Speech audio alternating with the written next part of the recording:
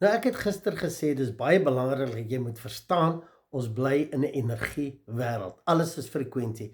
Jy stuur permanente frekwensie uit en dit wat jy uitstuur kom net so terug na jou toe. En toe het ek geëindig om te sê jy kry nie in die lewe wat jy wil hê nie. Jy kry wie jy is. Nou wat bedoel ek daarmee?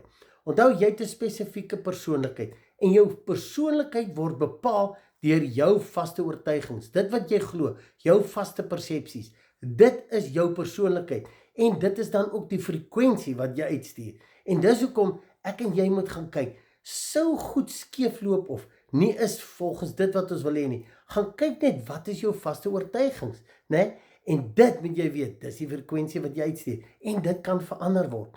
En dis hoekom dit is baie belangrik dat ek en jy besef, daar's twee fasette in die lewe. Daar's 'n fisiese faset wat ongelukkig die meeste aandag kry, maar dan's daai emosionele waarna ons nou kyk.